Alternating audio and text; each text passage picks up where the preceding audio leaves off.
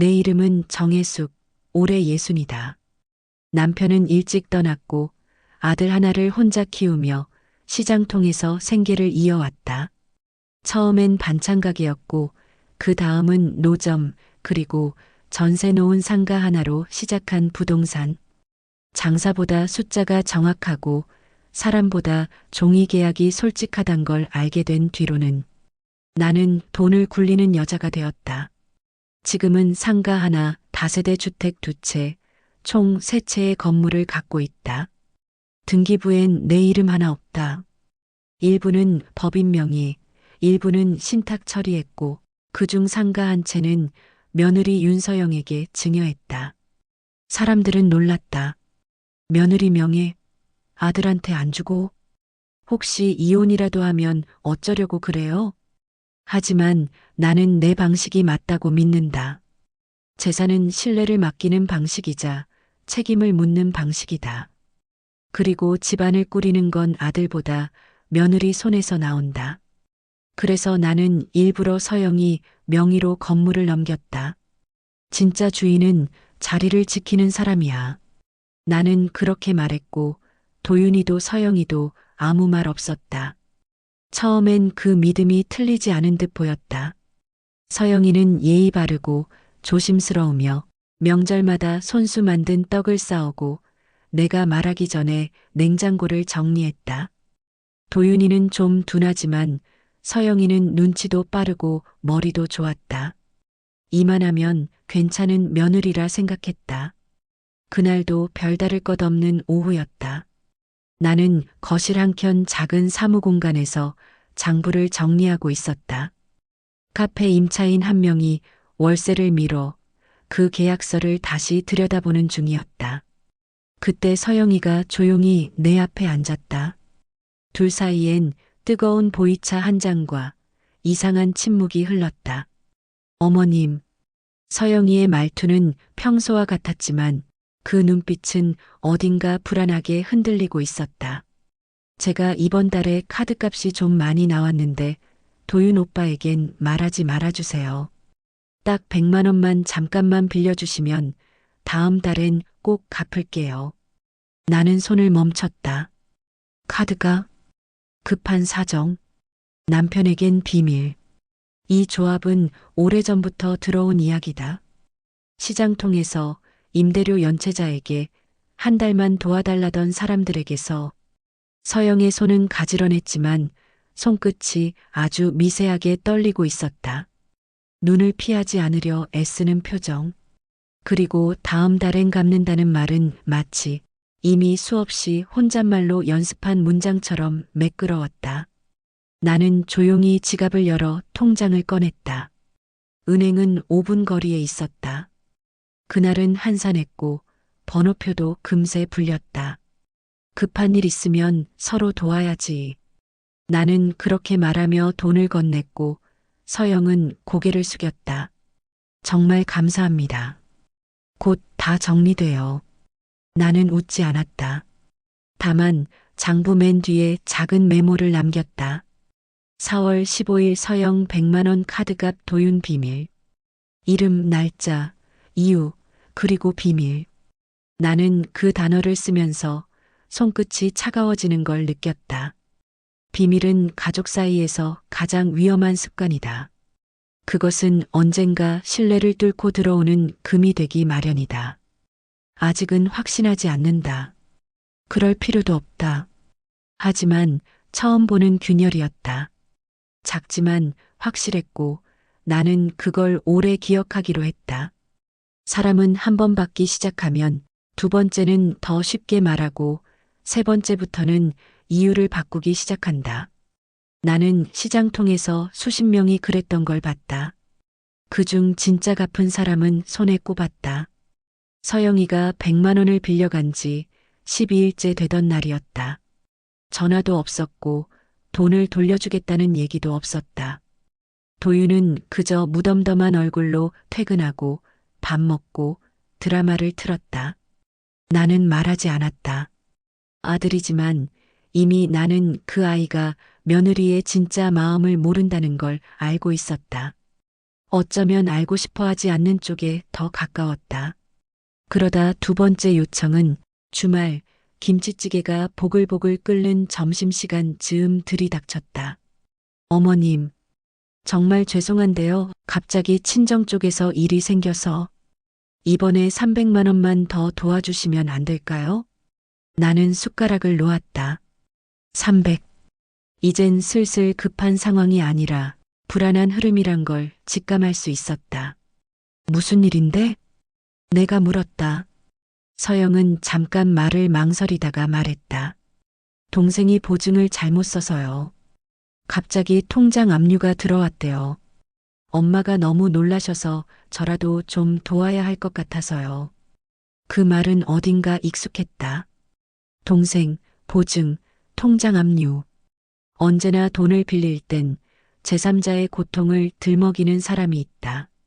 자기 일이 아닌 척 말하는 그 방식, 속사람은 절대 드러내지 않고 대신 상황만 슬며시 얹어놓는 화법. 나는 고개를 끄덕이며 말했다. 그래, 알겠어. 근데 지난번 100만 원은? 서영은 당황한 듯 웃었다. 아, 그건 다음 주에 월급 들어오면 같이 드리려고요. 이번엔 조금 급해서 죄송해요. 이유는 다르지만 말투는 같았다. 손끝의 떨림도, 입꼬리의 억지 웃음도. 단지 액수가 커졌을 뿐 패턴은 그대로였다. 나는 장부를 꺼내 날짜 옆에 2차 300만 원, 동생 보증이라 적었다. 그리고 그날 저녁 내가 혼자 차를 끌고 간 곳은 서영 명의의 건물 앞이었다. 나는 조용히 건물 외벽을 둘러봤다. 깨끗했고 상가 세입자들은 장사가 잘 되는 눈치였다. 하지만 그중 한 곳, 2층 카페의 전등이 꺼져 있었다. 며칠째 장사가 안 되고 있다는 소문은 들었지만 며느리가 직접 말해준 적은 없다. 나는 다음 날 오전 등기부등본을 떼었다. 건물엔 여전히 서영 이름이 박혀 있었고 내가 증여한 그대로였다. 하지만 이상한 게 있었다. 근저당 설정이 올라가 있었다. 캐피탈, 채권 최고액 1억 8천만 원. 서영이 내게 말하지 않고 건물을 담보로 대출을 받았다는 뜻이다. 그 순간 나는 눈을 질끈 감았다. 이건 단순한 생활비 문제가 아니다. 이건 숨기고 있는 인생이 있다는 뜻이다. 며칠 뒤 서영은 다시 찾아왔다. 세 번째였다. 이번엔 얼굴에 화장이 진했고 눈 밑엔 미세한 붓기가 있었다. 어머님, 이번엔 정말 마지막이에요. 1,000만 원만 부탁드릴게요. 급하게 정리해야 할 게 있어서 이거 해결되면 다 갚을 수 있어요. 1,000만 원. 세 번째. 이젠 아무런 망설임도 없었다. 감정도 없다. 나는 물었다. 이번엔 누구 때문인데? 서영은 잠깐 말을 잇지 못했다가 저 때문에요. 그냥 제가 실수한 게 있어서요. 라고 말했다. 처음으로 본인 때문이라는 말이 나왔다. 그건 거짓이 아니었다. 하지만 그 말 안에 진짜 이유는 없었다. 나는 그날 밤 사설 카드 사용 내역 조회 대행을 알아봤고 내가 알지 못했던 서영의 생활이 수면 위로 드러나기 시작했다. 호텔 라운지바 86만 원, 강남 클럽 147만 원, 이름 모를 와인바 60만 원, 서울 논현동 업소 새벽 1시 27분 결제 내역 112만 원. 나는 말이 나오지 않았다. 그 애가 그런 곳에 발을 들였다는 사실보다 그걸 아무렇지 않게 숨기고 있었다는 점이 더 무서웠다. 그날 장부에 나는 이렇게 썼다. 3차 1,000만 원 요청 출처 불명 내역 조사 중 신뢰도 위험 수준. 사람이 거짓말을 할 때는 말보다 표정의 간격이 먼저 바뀐다. 말은 겉으론 평소 같지만 표정은 미세하게 늦는다. 그 0.5초의 딜레이, 나는 그걸 알아챌 줄 안다. 세 번째 돈을 요구하던 날 서영이의 입은 웃고 있었지만 눈은 꺼져 있었다. 이번엔 진짜 마지막이에요. 그 말은 모든 사기극의 클라이맥스에서 나오는 대사라는 걸 나는 잘 안다. 그날 밤 나는 단 한숨도 자지 못했다. 아들이 옆에서 코를 골며 자고 있을 때 나는 노트북을 켜고 사설 카드 내역 조회 대행업체에 문의를 남겼다. 며느리 이름으로 가입된 신용카드 사용처, 거기엔 내가 몰랐던 또 다른 삶의 조각들이 붙어 있었다. 호텔 라운지, 논현동 호스트바, 신사동 샴페인바, 압구정 와인클럽. 결제 금액은 100만 원대, 시간은 대부분 새벽 1시 이후. 나는 모니터를 응시한 채 손끝을 가만히 말아쥐었다. 이게 이 애가 살고 있는 진짜 삶이구나. 한 달에 3번, 4번 그런 데를 들락거리며 친정 동생과 보증 운운했던 것이다. 다음 날 나는 모자를 눌러쓰고 건물 주변의 부동산을 돌았다. 내가 증여한 상가 건물. 서영 이름으로 된 그 건물에 최근 근저당이 새로 설정되었다는 것이 내게는 아직도 미심쩍었다. 이 건물 최근 대출 나간 거 아시죠? 한 중개소 사장이 말했다. 명의자분이 직접 담보 잡고 진행하셨던데 그 돈 아직 안 갚았을 텐데요. 얼마까지 받았대요? 1억 8천이요. 최고의 기준이니까 실제는 1억 초중반쯤일 거예요. 근데 잘 안 갚는다던데요? 은근슬쩍 말도 나왔어요. 나는 사람 많은 곳에선 입을 닫고 혼자 돌아다닐 땐 눈과 귀를 열었다. 아무 말 없이 돌아가는 풍문 속에서도 진실은 끈적하게 묻어나기 마련이다. 그날 밤 나는 처음으로 도윤을 깨워 앉혔다. 도윤아, 엄마가 너한텐 지금까지 아무 말 안 했는데 이젠 내가 알아야 할 것 같다. 도윤은 눈을 비비며 앉더니 내 얼굴을 오래 바라보았다. 나는 숨겨왔던 장부, 그리고 서영의 카드 내역, 건물 등기부까지 책상에 펼쳤다. 서영이가 그 말이 입 밖으로 나올 때 도윤은 이미 눈앞의 현실을 받아들이기 시작한 얼굴이었다. 나는 천천히 말했다. 너한테 말 안 한 거 미안하다. 하지만 말한다고 내가 믿었겠니? 그 애는 아무 말 없이 고개를 숙였다. 나는 거기까지가 내 몫이라 생각했다. 남은 건 내가 지켜야 할 책임이야. 나는 속으로 그렇게 되뇌었다. 그리고 마지막 확인을 위해 나는 강남 한복판 카드 사용처 중 하나였던 논현동 호스트바 근처로 향했다. 모자를 눌러쓰고 오래된 점퍼를 걸친 채 가게 이름만 확인하고 돌아올 생각이었다. 하지만 나는 그 골목 끝에서 서영이의 모습을 보고 말았다. 짧은 원피스, 코트에 감춘 얼굴, 낯선 남자와 나란히 걷는 뒷모습. 그건 내가 아는 며느리가 아니었다. 서영이, 그 애는 웃고 있었다. 그 웃음은 집안에서 아들 앞에서 보여주던 그 정갈한 미소와는 전혀 다른 얼굴이었다. 해방된 얼굴. 가면을 벗은 사람만이 지을 수 있는 얼굴. 나는 그대로 발걸음을 돌렸다. 몸이 떨렸다. 분노가 아니었다. 배신감, 모멸감, 슬픔 그리고 후회. 그 아이에게 건물을 준 그날 나는 세상에서 가장 똑똑한 어른인 줄 알았다. 그런데 아니었다. 나는 지금까지 속고 있었고 속는 줄도 모르고 신뢰를 팔았던 것이다. 그날 밤 나는 결심했다. 건물은 다시 내 품으로 돌아와야 한다. 그리고 이 일은 법적으로도 인간적으로도 반드시 책임을 물어야 한다. 가족이라는 이름으로 묻을 수 없는 일이 있다. 서영이 그 선을 넘었다.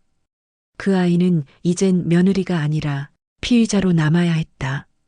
사람 마음이 무너질 때는 소리가 없다. 조용히, 아주 조용히 벽에 실금이 번지듯 퍼져간다. 나는 지금까지 그 금이 얼마나 번졌는지 몰랐다. 그저 금이 같다는 사실에만 집중했다. 하지만 이제는 안다. 이 집의 기둥은 이미 안에서부터 무너지고 있었다. 도윤은 침묵으로 밤을 새웠다. 서영이의 소비 내역, 카드 결제, 건물 근저당, 그리고 논현동에서 본 사진 한 장까지. 나는 모든 걸 테이블에 올려놓았다. 엄마, 이걸 언제부터 알고 있었어요? 첫 번째 돈 빌리던 날부터.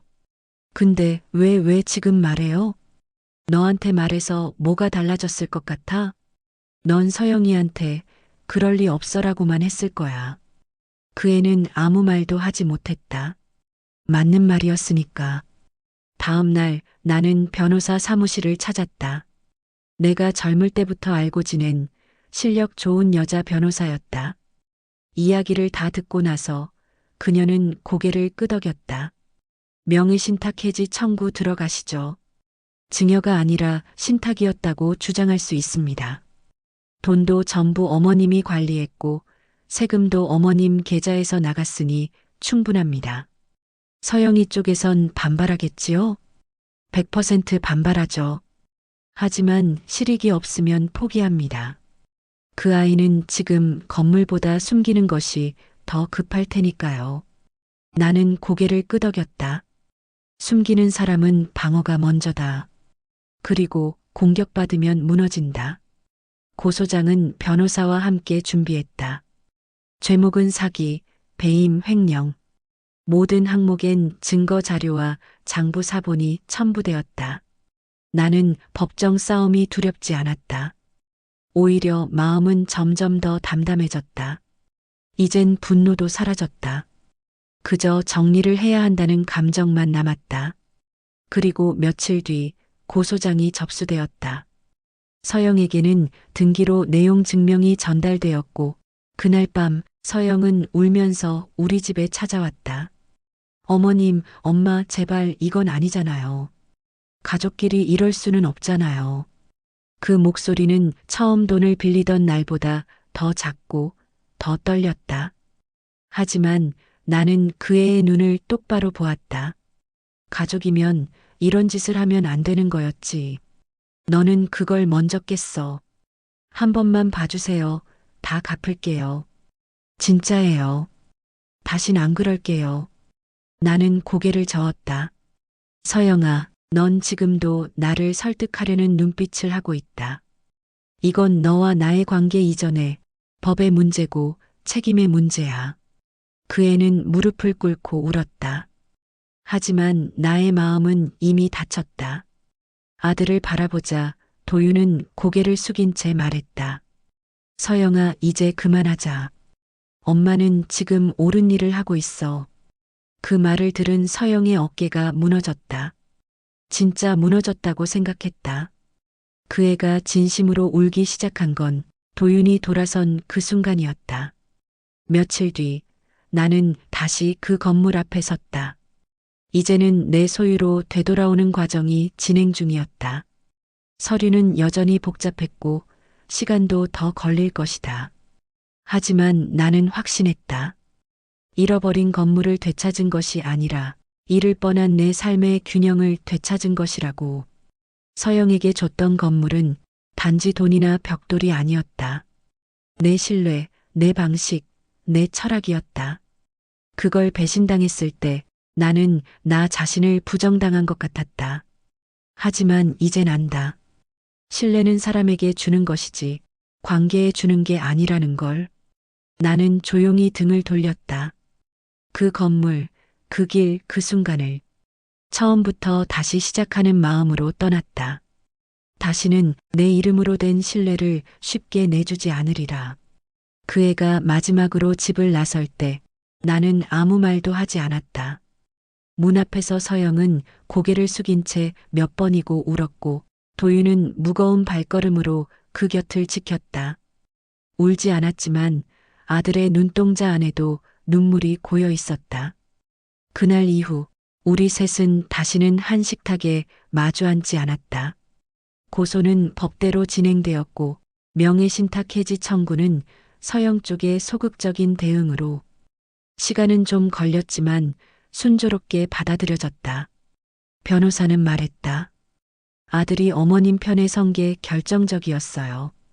명의만 서영 씨였지 실질적 관리나 책임은 어머님이 했다는 게 명확했으니까요. 나는 고개를 끄덕였다. 이겼다기보다 회복했다는 느낌이었다. 돈이 문제가 아니었다.